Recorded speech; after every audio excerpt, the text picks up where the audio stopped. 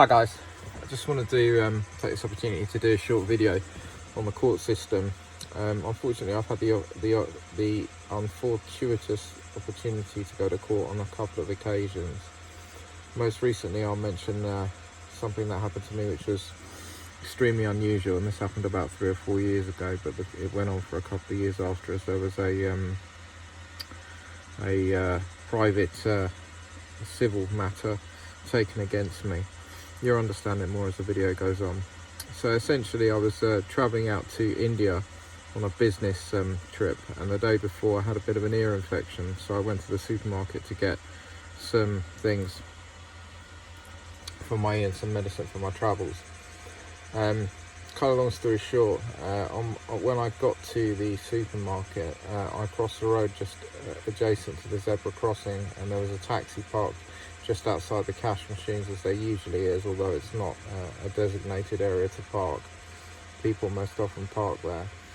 And there was a woman who came herring down the road, slapped on the brakes and beeped the taxi driver. I didn't take a huge amount of notice, but I did notice the erratic driving and the beep, which was extremely unusual, as people don't normally do anything like that. This was a middle-aged woman anyway. Regardless, the lady in question, without any indication, slapped the car into first gear, drove around the taxi without looking back at the taxi, then saw me, and I hand gestured to her to suggest, what are you doing? She sort of slowed down and then accelerated harder and drove straight into me. So I then fell onto her bonnet, basically on my knee, or taken off my feet, and ended up on her bonnet. And she then proceeded to pop it in gear again, as if to go again. So I stepped up onto the bonnet and to make sure that she couldn't, essentially. And then I made my way into the store.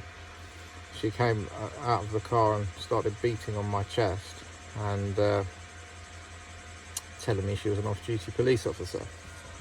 What have I done? And that I've damaged her car after she'd driven her car into me. So, excuse me, it's quite hot here. I'm actually sweating quite a bit. So basically, as it happens, there was 2 on-duty police officers who ran straight across, and they both had body cams on. And I said, well, look, you must have it all on your cameras, and they've got it on video cameras inside the Tesco, etc. So they were like, yeah, fine, look, we'll sort it out. And they told her to calm down, and they pulled me aside and they said, what happened? I told them, and that was that. And then they invited me to go to the police station to make a statement, which I did. And at the time, I took a solicitor with me to make sure that it was all done properly and everything. And he was a friend of somebody I know is a court solicitor. And yeah, a criminal solicitor. So he attended, and they had their little mothers meeting, and then they came out and listened to me, and I said my bit. They basically were ascertaining, but they were basically suggesting that I'd committed a criminal offence, and the solicitor or lawyer I was paying him had the mothers meeting with the police rather than me, which made me think. Anyway, he said to me that she's a piece of work anyway, and she's well known within the police institution. So I did wonder a little bit about it, and I thought to myself, yeah, never mind anyway. So moving on swiftly, the papers were distributed. She actually had a gentleman which was a witness. I tried to get the taxi driver as a witness, but he wasn't interested. He was an immigrant, and he just didn't respond. Well, actually he did respond to one WhatsApp and said, look, I'm very sorry, I can't help you any further. So he wasn't interested in helping and telling the truth. But her witness did tell the truth and said that the car struck me first, and yeah, so then I stepped down onto the vehicle as she revved up. So he told the truth, and in court it turned out that the CPS, the Crime Prosecution Service, they wanted to criminally prosecute me for damaging her car after she drove her car into me, which of course, you know, with that, I didn't see any damage to her vehicle, but she alleged there was some damage.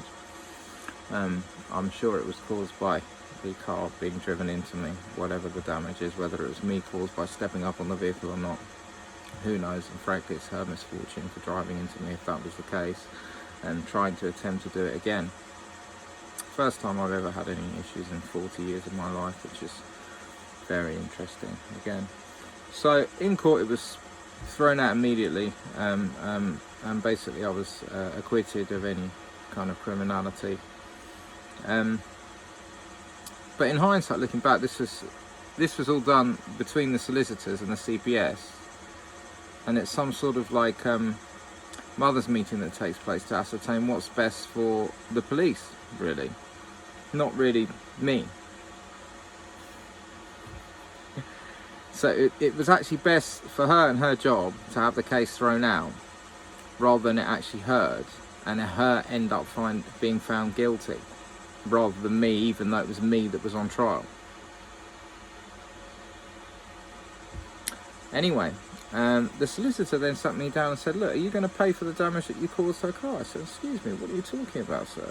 I mean, I know this guy.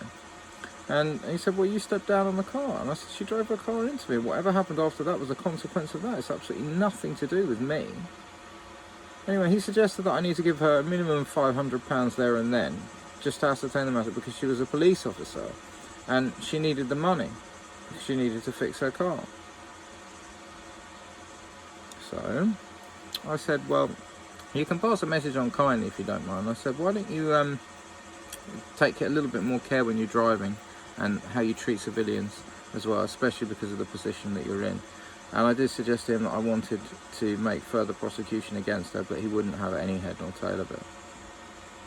An innocent man being run over deliberately, her own witness suggests, well, evidenced in court that was the case, and it was thrown out.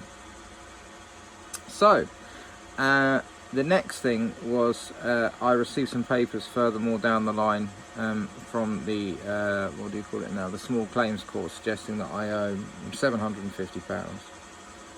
There was a few mistakes made in error, and this went on for a couple of years because I picked up on them, and I basically had it thrown out of court, and then it was re-entered again for £1,150. This went on for a further 6 or 8 months, and then it was heard in court.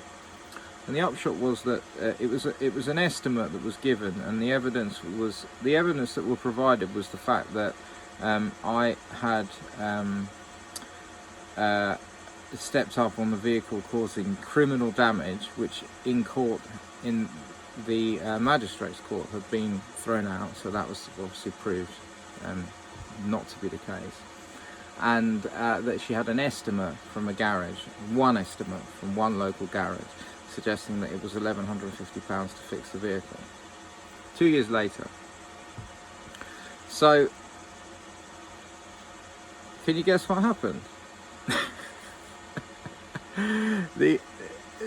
The outcome was that I listened to a few idiots talk a few load of codswallop for quite a long pontificating while, and I ascertained and mentioned to them that there is no evidence that it's thrown out of court, and the only evidence appears to be the only document appears to be, other than any evidence that has been provided, which there wasn't any, is that an estimate for a vehicle, which anybody could get an estimate for any vehicle for any works at any point, and there hasn't actually been any works done or any engineer's report or so on and so forth to ascertain exactly what works need doing. And there certainly wasn't more than one quote. And because of the mothers' meeting that takes place between the police, the solicitors and so on and so forth, they found me guilty. And when I asked them on what grounds, they said because they spoke to the solicitor and he said that I should pay. So this is how the justice system works. And I think in 1215 we had something called the Magna Carta, which was excuse me again, sweating, implemented by the Normans, and it was the beginning of our judiciary system and democracy that we call these days, which has been fully annulled by our what do you call it? I forget the word now. Institutions. And I just wanted to put that out there, basically, because this is one person, one man, a dignified, decent, upstanding human being that is very, very kind and honest and caring. And anyway, I told them all of this in court, and I absolutely let rip on the administering person, and he told that his answer was the judge was that he has to do what he has to do according to what the computer says and what the authorities say. That he doesn't get any presiding. He's not there to make a decision. He's not there to serve law and to judge and to be unbiased and make a legal judgment over what has taken place and what hasn't taken place and what there is evidence to and what there isn't. It's just a case of filling in the blanks, and essentially communism and nepotism.